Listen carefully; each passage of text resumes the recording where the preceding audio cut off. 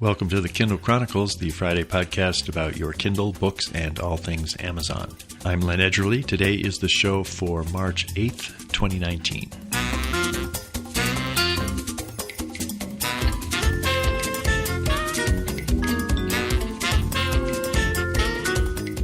Greetings to you from downtown Denver.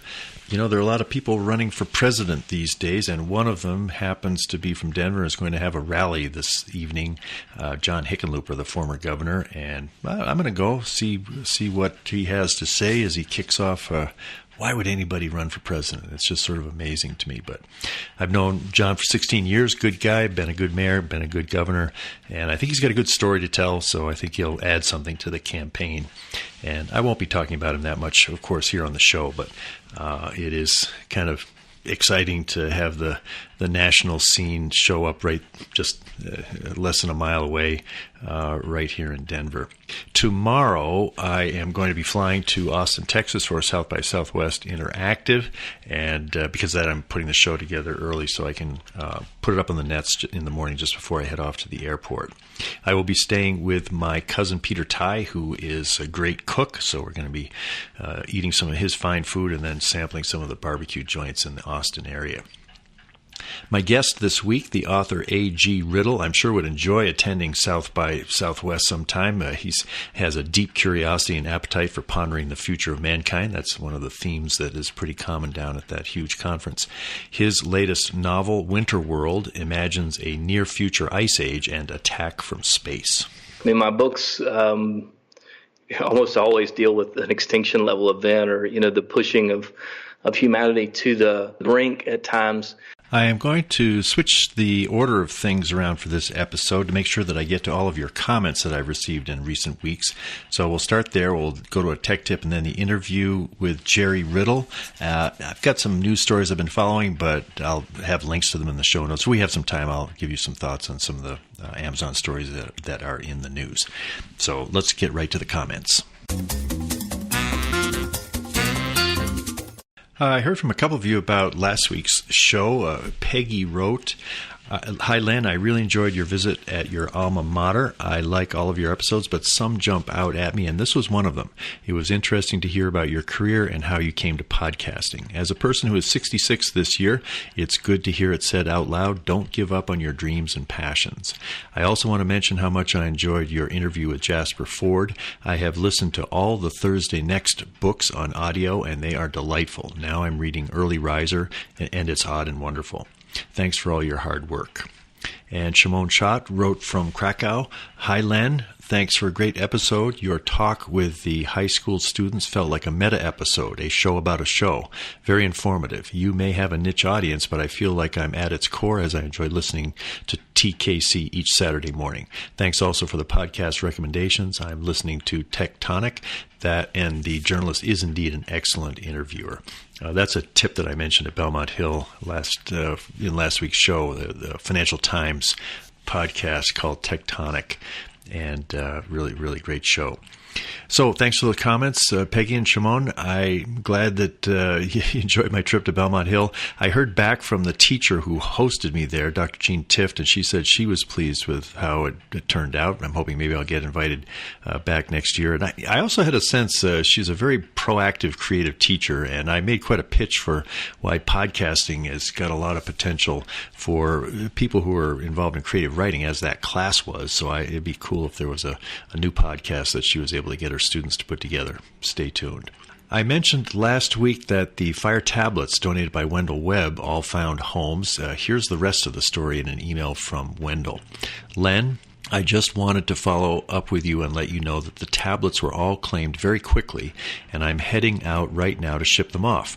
When I was down to my last two on Friday night, I got an email from Mark Isero, who runs the Kindle Classroom project in Oakland. I believe you interviewed him." Yes, that's right. "Inquiring about them. I promised him the last two and also donated a new one that I bought from his wish list on the site. His project looks like a good cause. Anyway, thank you again for your help, Wendell." Well, Wendell, thank you. That was a great opportunity you provided for TKC listeners, giving all those used tablets away. And I'm glad that some of them found homes in that Kindle Classroom project that Mark has put together. It provides Kindles and eBooks to high school students in San Francisco, Oakland, and Hayward, California. You can read about it at kindleclassroomproject.org. He says that this arose as an independent reading program that Mark launched as part of his curriculum. It was influenced by research by Stephen Krashen and books by Nancy Atwell, Donalyn Miller, and Kelly Gallagher. He built a classroom library of more than 500 titles. These are books, not ebooks, and encouraged his students to read the books they liked. He continues the story this way. For the most part, the experience worked. Reading went up, and my students started to say they liked to read, but not all students felt the same way. To them, no matter what I tried, reading was boring.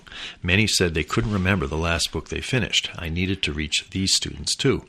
One day, likely out of exasperation, I lent a student my Kindle keyboard, told him how to change the font size and set up text-to-speech, and let him go. He read. He couldn't contain himself. "This is so much better," he exclaimed. At the end of the class, he asked whether he could take my Kindle home for the weekend. I said yes. The next Monday, he'd finished Monster, his first book of the year. So in 2011, Mark founded the Kindle Classroom Project, through which supporters have donated more than 2,000 Kindles so far and 1,700 ebooks. At the website, you'll find ways to support the project. You can donate money, you can donate ebooks, you can donate devices, and you can also give a used Kindle or become a sustaining donor through Amazon Allowance or PayPal. Mark Isero is a talented, purposeful teacher taking advantage of reading technology, so I'm very glad Wendell's tablet donations ended up giving me a chance to talk about his work. I also heard directly from Mark, who wrote, "I emailed Wendell Webb, and he'll be donating his last tablets to the Kindle Classroom Project. I was worried I was a bit too late. Plus, he said he liked the program so much he's donating a new Kindle Fire 7 too. What a generous guy. Thank you again, Len, for TKC." Nice. Bravo to all. Listener John Sullivan last month emailed me an interesting message that he received from Kindle Direct Publishing. I hadn't seen this myself, but it's the first time I'd heard about it. The message to John said, "Hello. As a valued KDP publisher, we're including you in an invite-only release of our new eBook Quality Issues dashboard. Starting today, this dashboard is the way we'll communicate alerts about your eBook's quality issues. What's new?" And then they list. If you have quality issues to review, you'll see a yellow bar with a link to the dashboard at the top of your KDP bookshelf. On your dashboard, you can see all issues for all your titles and fix them. For any new suppression or quality warnings, we'll send you an alert email as soon as possible. You'll receive a weekly notification email for any open quality issues, and will no longer have to manage individual emails for each ebook. What's not changing for you? The information we provide to understand and locate quality issues, the options to resolve each issue, and you can still contact KDP customer support for any questions or to follow up on an open issue. Best Kindle Direct Publishing. I'll have a link in the show notes to a page at Amazon that describes the ebook quality dashboard. I've always wondered if authors ever use the information that we can send to them via Kindle or tablet as we're reading a book. If you find an error, you can do a note that ends up flagging typos or other problems. It might be that this new interface will make it more likely that the information will actually help improve the quality of ebooks on the Amazon site. I've asked a couple of authors, I think, in the past if they're even aware that readers can do this, and none of them had ever received any information that went into improving their books. Sometimes when I receive a question from you, I'll pass it along to my contacts at Amazon. This doesn't always result in definitive answers, but it's always worth a try. I received another message from John Sullivan a couple of months ago. He wrote the following. My daughters gave me an Echo Dot for Christmas, and I started using it right away for the news, weather, and playing background music while working. I investigated musical apps and found Pitch Pipe to be useful. I play sax. Is there an app out there that will duplicate what my phone app, the Amazing Slowdowner, ASD, will do? ASD allows import of songs I own and can change the tempo and the pitch, the key the song is in. I play with a number of rock and roll folks and need to transpose to learn the solos so I can play them in the guitarist key on my alto sax. I emailed the developer, ronamusic.com, and learned they have no plans to link to Alexa and were not sure it was possible. possible. I do play my sax along with the Echo Dot, and I really like using my voice to back up a song 30 seconds or so. But if anyone developed an app to change the tempo and key verbally using Alexa, that would be a killer app. I would even settle for an Alexa skill that would loop a section of a song. Well, I passed this along, and then a month later, I received this reply from someone named Tyler Yee on the Alexa Public Relations team. Hi, Len. I don't think we've worked together, but I've dug into your email about a skill that could help one of your listeners practice music. Apologies for the delay here. Unfortunately, we don't have anything similar to the amazing Slowdowner. I actually use that personally, and it's such a great tool. Hopefully, the developer changes their mind about a future port. That all said, we do have a few music skills like tuners for string instruments, as well as a popular game that helps you learn and understand different elements of music theory, Bamboo Music. I'd encourage your listener to search the Alexa Skills Store here and there to see if a developer releases something in the future that might be of use. Thanks, Tyler. I appreciate that, Tyler. Thanks for passing that along, and clearly you considered the email that I sent from John, and it's nice to hear back in a specific way, so much appreciated. I play guitar, and I've tried the tuning skills that you can find on Alexa from time to time. I don't find them as helpful as the one that I have on my iPhone called Guitar Tuna, T-U-N-A, cute name, but that's how I tune up my guitar when I'm practicing. One thing I have noticed is that if I'm working on a song that my teacher in Cambridge has me learning now while I'm in Denver, is Those Were the Days, My Friend, kind of an old classic from the 60s. And it's so easy to have Alexa pull up the song, and frequently the lyrics are there, so I can be learning the lyrics as I'm doing it. There's no barriers to doing that. If I've been playing the song over and over and I want to actually hear how it was performed the first time, that's a really handy way to do it. But the app that John was talking about, where you could slow songs down or transpose them, that would be even better. Because sometimes I like to practice the chords, but the chords that Steve Netsky, my teacher, has given me are in a different key because he gives me chords that match my voice. And so that would be pretty cool. On a related note, because it involves music, some of you may have seen that video that I put up where I put photos of Ocean Park with the song that I wrote, and I got it all done in time for my dad's 92nd birthday. He loved it. He's got it on the iPhone, and he tends to listen to it on his iPhone once a day, just kind of a daily dose of my singing that song. Well, this past week, I put it up on a group at Facebook called Friends of Ocean Park, which has like 3,000 or 4,000 members on it. People share photos of this town in Maine that we've gone to. And I think it's up over 50 comments came in as a response to putting the video up, and what was touching is that none of these people knew me, or they didn't really know anything about us, but these themes of how the passage of time at a place like Ocean Park, where generations are going back to the same place, all of these other families were clearly resonating with the message of that song and leaving very endearing comments. I passed them along to Dad today, and he was really thrilled just to see all that response to a song that he's carrying around in his pocket and listening to every day on his iPhone. One of my better creative projects in recent memory. I've got a couple of tech tips to pass along to you. The first one is a friend of mine in Casper who is 92 years old, going to be 93 in June, and I got him a new Paperwhite recently, I guess within the last month, and he had a Kindle Voyage before that. He turned into a great Kindle lover. He doesn't have a smartphone. He's kind of prides himself on being not an early adopter in any sense, but he does love his Kindle. Well, it's fun when somebody like that can teach me something about the technology of the Kindle, because Jack, just mentioning casually in a Skype conversation we had the other day, said, the type was too small on the Paperwhite, so I just spread my fingers on the screen and the type got bigger.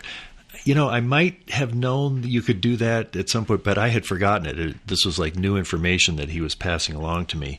And I assume it works the same on the other e-ink Kindles. But if you're in the book and you want the font to be a little bigger, you can tap on the top and pull up the menu and tap the double A, and you do the usual steps. Or you can simply put your fingers close to each other, spread them, and that will make the type get bigger, and it will bring up the bar that lets you set the font size precisely. You hit plus and it goes over a little bigger, a little smaller. I was curious if this would also work on my Fire tablet or my Kindle app on my iPhone, and it didn't. So in spreading on the screen, reading a book on those two devices, you don't get that same handy benefit of being able to do it that you do on the Kindle. I've brought to Amazon's attention from time to time that I wish there was a little bit more uniformity among the various Kindle reading devices, because when I'm reading a Kindle book, it just seems like it ought to act the same as much as possible on any of the devices. This would be one of those cases where if you're used to spreading your fingers to get the font larger on your Kindle and you switch to an iPhone or a Fire, it's not going to work. That I think is a bit of a flaw. Not a huge flaw, but a bit of a flaw. There was a problem I heard about from John Dewey. Listener John Dewey wrote, "Hi there, Len. I checked out one of your Kindle reviews from some time ago." That was probably on YouTube. I've done some reviews of the new devices when they come out. John said that he's having a terrible problem retaining his highlights and exporting them. He says the system doesn't seem to work well or consistently. And I think from reading his account here that when he exports from his Kindle, you go to Notebook and you export your notes, he's getting a different list of notes and annotations than the ones that automatically appear at read.amazon.com/notebook. And that would be a problem. I tried to replicate it on a book that I'm reading, and I had it on the Paperwhite, and I just exported the notes. That resulted in a list of the annotations for that book that showed up as an email, and I compared that list with what I saw for that book at read.amazon.com/notebook, and they were identical. There was the same number of notes and highlights, so I couldn't duplicate the problem that John says that he had. I may not be understanding exactly what he said, but if you've had any experience like that, where you're getting a different set of annotations sent out by exporting versus what automatically shows up at that web page, why don't you give me an email at podchronicles@gmail.com. Maybe we can help John solve his problem. My guest for the interview this week, A G Riddle, came down with a bad flu bug just as his latest novel, Winterworld, was released last week. That meant we had to postpone our conversation a week, and he sounded much better during our Skype conversation on Wednesday, March 6th. That was 8 days after he published Winterworld. It's the first of a new series involving a global ice age in the near future and an attack from space.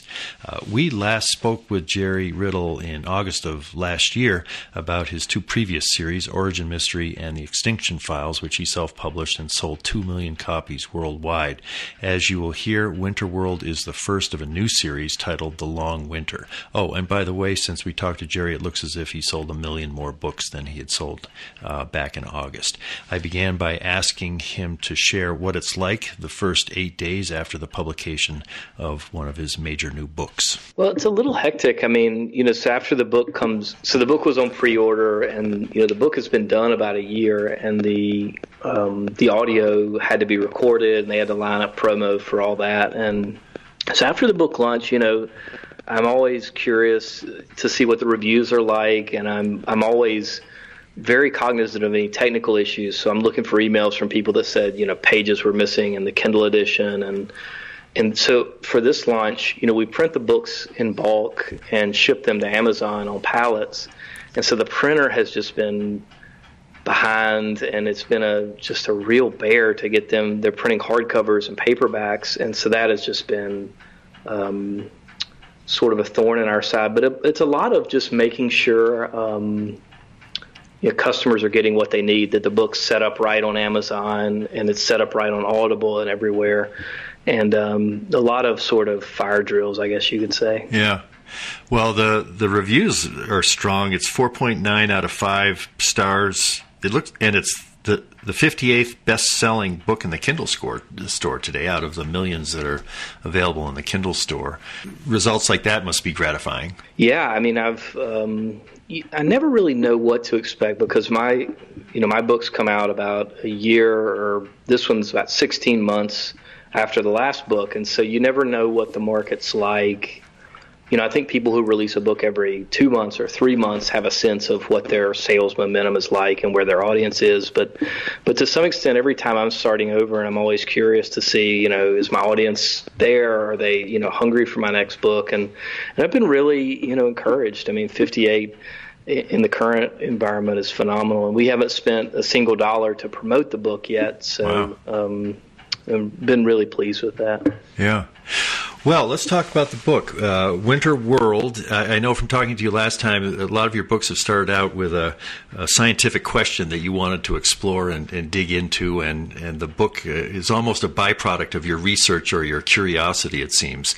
And if that's the case with Winter World, what was the scientific question that was sort of the grain of sand that created the pearl of this book? You're right. That is how I start a book, and when I look at the ideas that I want to write, I kind of veer towards the question that is the most intriguing to me, and then build a plot around from there. But Winter World for me was this question of what if another global ice age came? We haven't seen one for 10,000 years, and the world looked very different then. But what would a modern day ice age look like across? I mean, one that really gripped the planet and pushed us to the edge of extinction. And then from there, the book is really about what's causing the ice age. Certainly, I think climate science is a pretty hot subject, but I think everyone would agree that the planet is trending towards becoming warmer, whether you put the cause aside. And so it was kind of fun for me to do something that I thought readers might not expect, an ice age. So. And then once there's aliens involved, did you know that was going to be the case when you started imagining an ice age? I didn't. I sort of had this idea for an ice age book, and I had this idea for an alien invasion book that was a little different. I mean, Winter World is sort of this fusion of these two ideas, and a lot of the books kind of come about like that. I'll take this idea that I don't think is really strong enough to be remarkable or very different on its own, and this one that I don't think is remarkable enough to be different on its own. And so Winter World, what they learn is, I think what's so remarkable about the book is what's causing the ice age, and it getting into some spoilers in the book, but the book is really about, for me, like this deep speculation on the state of the universe and what is the economy of the universe. And you have to think, we know that matter and energy are these fundamental constructs, and I mean, Einstein in his brilliance, deducted that E equals mc squared, and these forces are sort of opposed. And so in Winter World, what we see is an alien race that basically has no interest in the human race. I mean, they basically see us as almost like an insect on an anthill that is beside what they really want, which is our sun. Yeah. You probably were doing research into sort of space travel as well as climate. How does the climate work? Do you go to universities, or what's your process of gathering enough information about the subject so that you're ready to write the story? Well, the great thing about this subject is there's just a ton of stuff on the internet because there's so much. It's such a hot topic that there's a lot of speculation. I mean, the speculation mostly is about what the world will look like when it gets a lot warmer, what the sea levels will be like. But we also have a lot of science that's been done about the last ice age. I mean, they've done a lot of ice core samples, and they've looked at what the world looked like and where was the ice. And so the great thing is that you have a bit of a model of what an ice age would look like, because 10,000 years ago from, the planet's about roughly 5 billion years old. So this was like, from a geological time scale, not very long ago that we had an ice age. So a lot of it was online for this one. I think I recall last time you shared that you get excited about the science and you write a lot of it into the book, and and your first reader, your wife, and your editor sometimes have to back you off from that. Did that happen in this book as well? Yeah, I mean, there was some parts that got left on the the cutting room floor, but I don't know. I think that with my work, maybe I like to think I'm getting less geeky, but I think with this one I had a little more focus on characters and tried to. I think I'm learning maybe a little more about where the balance is. So whereas my early novels, I had a ton that I had to cut out, with this one, it was just, not as much, hopefully. Well, let's talk a little bit about your main characters, Dr. James Sinclair and Emma Matthews. How do you think of their romantic relationship? It's pretty obvious right from the start that these two are going to be connected romantically, but what's your sense of the kind of romance they have in this book? Well, the thing I love about the style of romance is that it's very serendipitous. I mean, these are two people that literally crash into each other in the course of the story, and they're put in this really extreme, high-stress, live or die situation. And I think you for better or worse, really get to know people in those situations. I mean, I've found that you go through something really intense and stressful, and with someone, you really see their true colors and you see what they're really about. And I think strong bonds are formed during those times. And so I think, for me, Emma and James are, I think I see their relationship as being, in a certain sense, forged in fire. They've seen the best and the worst of each other, and they literally escape this, life or death encounter with this alien race, and they come back to Earth both sort of broken and beaten, and they kind of lean on each other and they come together. And I think that's the thing that was so interesting to me, is seeing their relationship evolve first as two survivors that are together, and then once they sort of get out of danger, you sort of see the romance then start to come in. It's like we finally have time to step back and see what's here, Now, you described the relationship without any sizzling romantic scenes. Do you have younger readers in mind as you make those kinds of decisions?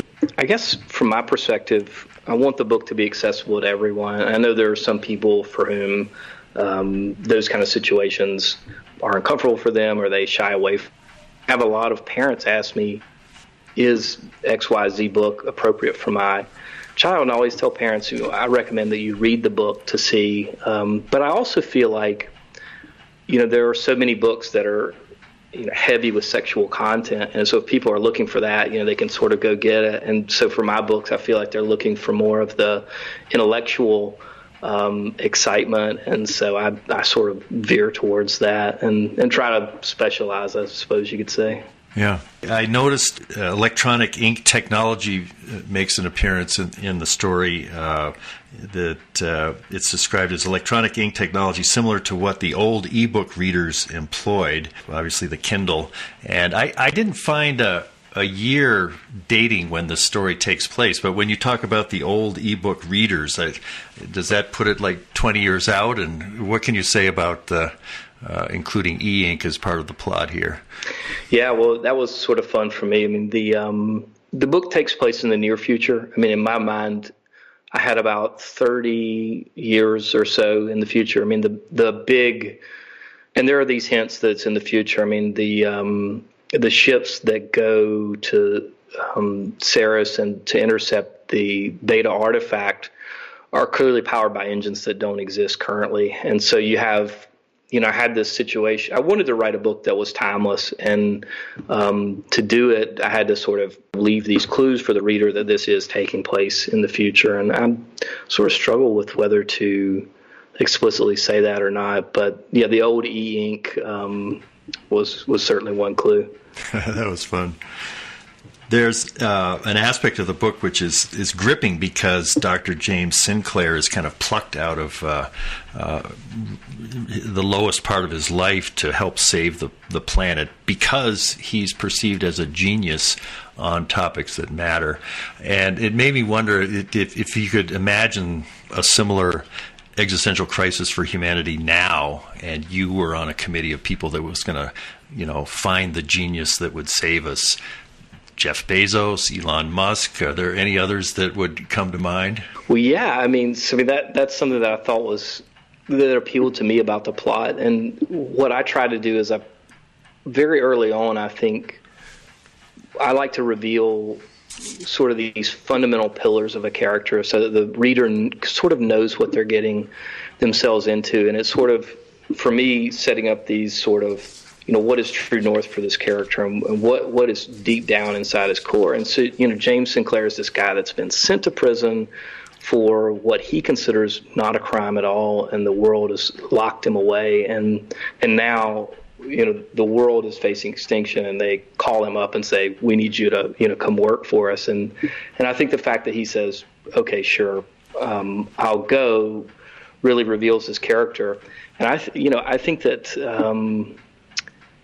the most brilliant minds on the planet now sometimes are controversial characters that get themselves into a little trouble and tend to be, ahead of their time. I mean, you think about Galileo and these scientists that were ostracized and sometimes dealt with very harshly in their time for in a sense pushing the envelope. And so James's crime is something that was something society said we're not ready for. He invented something that really would have changed life as we know it. And so I think there are a lot of these things that are happening today. If you look at Uber and it's changing the taxi industry and the way we travel, and certainly e-commerce is disrupting the brick and mortar space. But now e-commerce companies are coming and opening stores. So I think there's certainly a lot of James Sinclair type characters in the world. And I think we're going to see a lot more of that, in which the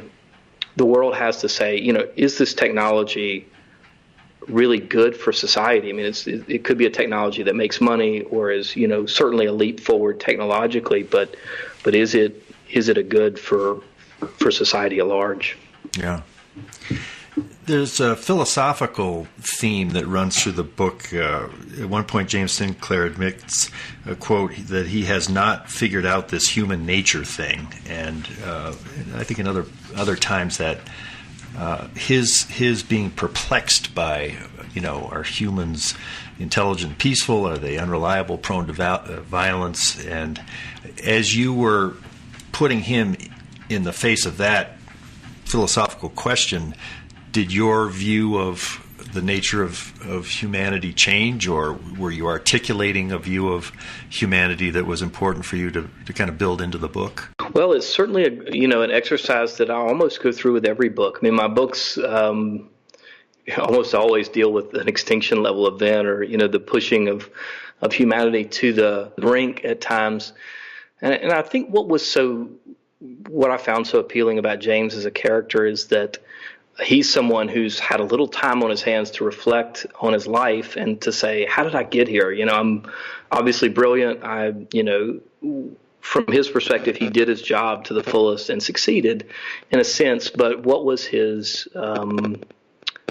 shortcoming? He determines that not understanding human nature, not understanding that the world would be terrified of what he created. And so I think, the long arc of the story is about, James defending humanity from this external threat. But I think his personal journey is one of discovery of whether he can learn human nature and learn enough about people to not make the same mistakes. And so, in the climactic battle in the third act, you see that he faces essentially the same decision. And I think hopefully readers will think that he did redeem himself. But, I think the book is sort of an examination and a speculation on what humanity would be like if we were pushed to the brink. Because, 10,000 years ago, when we had an ice age, we were just a scattered band of tribes around the planet. And now things are very different. And I think hard decisions would have to be made. And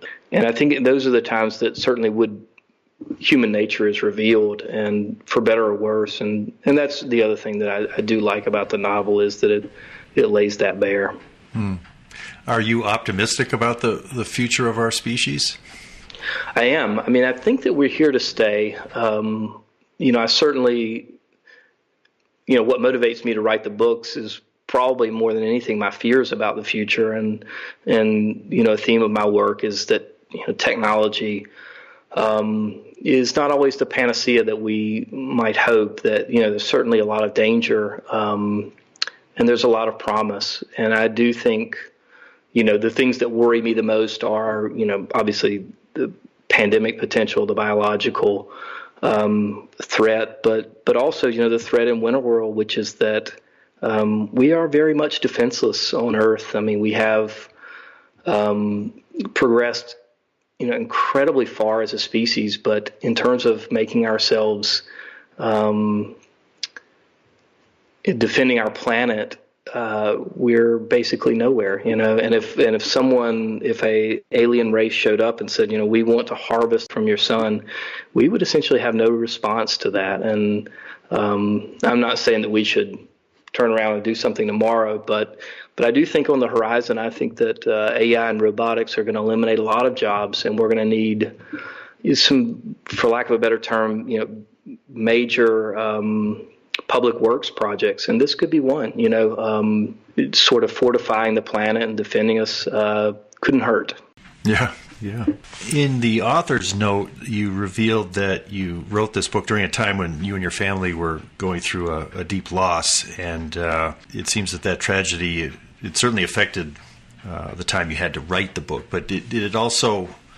Can you see it in sort of the fabric of the book and of the story when you look back and recall that very difficult time? Yeah, definitely. I mean, I had written maybe half of the book. My mom got sick, and she had a very rare lung disease, and she got a double lung transplant at Duke, and she actually walked 2 days after the transplant, and then about 5 weeks later passed away. And it was just this a really, like the characters in Winterworld, I felt a little helpless. There's this sort of external enemy that is threatening the people you love, and you feel like you don't have anything that you can do. And I think that, and when I wrote the author's note, I thought, I think readers deserve something of an explanation about where some of the book came from. And I thought it would be interesting for readers because, the books, for me, I write the books from a place of passion, and scientific interest. But, certainly your mental state comes into play as an author, and it's hard to keep it out of the narrative. But I think, the arc of Winterworld is about people, fighting against impossible odds. And I think for me, writing the book was somewhat therapeutic because, my real life experience, the odds were against us and the outcome was very negative. But in Winterworld, they succeed and the sun rises again. And I think for me, that's a little bit of what great books are really about. We want to see characters who are similar to us, but you see the characters in sort of a safe way, and you see them face challenges and you see them overcome challenges, and it kind of inspires you to do the same in your own life. And so, yeah, I mean, I wrote the sort of second half of the book after things sort of died down, and I have to say, I think it helped me a lot. Yeah. I was glad you included that note because when I read it, I could sort of instantly feel the weight of that event in the book itself, and it was nice to have it at the end, so to sort of cast a light back onto it. I know at least one or two of your books are kind of in that long and unpredictable process of becoming movies. Is there anything happening closer to a movie actually coming than was the case 8 months ago? Well, I don't have anything I can share publicly, but I will say there's been a lot of starts and stops on the movie front, and I just, I'm hopeful. I told my wife the other day, I'm hopeful that, we'll see the movie before I pass away. And, I'm still relatively young, so I'm 39, so hopefully in the next 50 years or maybe they'll have to convert me into a robot or something, and, so I can watch it in 100 years or something. Good thing to think of. Winterworld, there's a sequel already available for purchase. It says it's going to The Solar War is going to be released June 25th of this year. What can you say about that? Yeah, so the Solar War is written, finished it up last year as well. And so the Solar War will, what I loved about Winterworld was that I'd originally conceived it to be a standalone novel. And so my Hollywood agent asked me to write, I was asked to write a sort of synopsis for a 3-book or a 3-movie trilogy, and then for a 5-season TV series. And so in doing that, I was really kind of excited about the ideas that I came up with, and so I started writing a sequel. And I thought, if I feel like this is pretty strong, I would turn Winterworld into a series. But the Solar War, what's really interesting about the Solar War is that when we start Winterworld, the human race is in decline, and they're already on the ropes, and the ice age is in full swing. At the opening of the Solar War, the world is sort of thawing out, and they've survived this huge threat, and now you see a world that is sort of trying to figure out what normal is again. They're thinking about going back to the homelands they left in Europe and America, and they're rebuilding cities, and it's sort of like the frontier days. I mean, there's no more credit card debt, there's no more mortgages, and everyone is sort of in the same boat starting over. And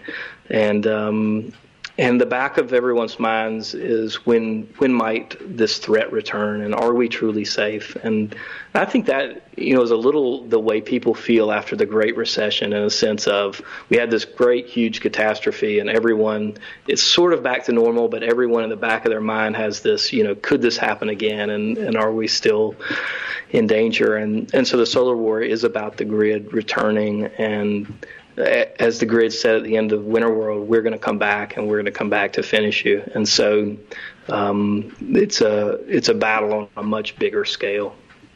And do you see a third book as a result of having worked on those treatments as well? Possibly. I'm really happy with the ending at the end of the Solar War, but I may try to write a third book, and if I think it's good enough, go to 3 books. If not, just kind of leave it at 2. The timing, so let's see, June, it's like 5 months. Did you choose that interval between the first and the second book of this series with sort of the market involved, or was it just that's as soon as you could get it ready based on your writing and editing and publishing process? Well, a bit of both. I mean, I feel like the market is looking for more rapid releases these days, and I think the attention spans, for myself, and I think all readers are shrinking, and I think there are a ton of readers that say, look, I don't want to start a book if it's part of a series until the series is done, which is, a fair statement. And so for the people who read Winterworld, I definitely wanted that sequel to come out as soon as possible. The rate limiting factor is recording the audio at this point, so we're finishing a little bit of final edits and post-production and trying to get that book to the narrators. I have been speaking with A G Riddle, author of Winterworld, which he published 8 days ago on February 26th. Thanks very much, Jerry. Thank you for having me. Well, we're getting near the end of our time, so I'm going to give you the executive summary of the news stories that I've been following, and I'll have links to them in the show notes. Amazon stopped selling those dash buttons. They came out several years ago to lots of mocking. People wondered if it was an April Fool's joke to have something that you could have in your closet and press something and the item would magically appear. Of course, I tried it for macaroni and cheese, one of my favorite foods. I thought they were kind of fun, but apparently now there are other easier ways to order things than covering your closet with one button per product, so that's been discontinued. Seems to be some kind of a last-ditch effort to save New York City's Amazon deal. Kind of a business group put a big ad in the New York Times basically pleading with Bezos to reconsider. I don't really expect much to happen from that, but it'll be another amazing twist in the story if those 25,000 jobs actually coming to New York after all. Wired has a good story about Echo Auto. That's the Alexa device that's going to be available for cars. It's actually, some people are getting them. It was by invitation only. I haven't had one. I really want to try it. but it gave great insight into the work that it's taken to get a device that can handle all of the road noise and other things that happen in a car, so that when you talk to this device on the dashboard of your car and you ask all the things that you can ask for Alexa, it can actually hear you. They had a mock car set up in their lab that replicated all kinds of noise, rain, and quite an intriguing look into how they were developing this product. Hopefully it's going to be available for widespread release sometime soon. Another good Wired piece is about Amazon Dystopian Bookstore, and this has to do with people are using gaming the algorithms to have books that are anti-vaccine show up very high on the rankings. And the overall problem, not just for Amazon but for Google and others, folks that have a very passionate take on something that's a little bit fringy, there's ways to have that result in a lot more exposure for certain kinds of content than is warranted. At least that would be in my opinion too. Amazon's closing the pop-up stores. No, you can't walk in and buy a Fire tablet at Whole Foods anymore once this goes into effect, and they're shifting more to the 4-star stores as well. The health venture has a name, Haven. That's the Atul Gawande initiative. Berkshire Hathaway, Chase, and Amazon, kind of an innocuous name, Haven, and looks like it's moving forward. At least it has a name at this point, and we'll see what comes of it. That's it for this week. Next week's show will come to you from Austin. I'll be covering South by Southwest Interactive.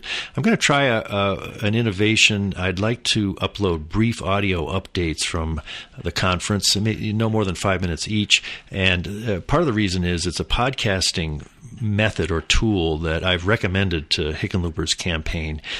So far, I haven't heard back from anyone in response. But to me, it seems like it'd be a natural for any candidate. You're out there on the campaign trail, and if you had an iPhone, you could just talk into it for 5 minutes, kind of an audio journal.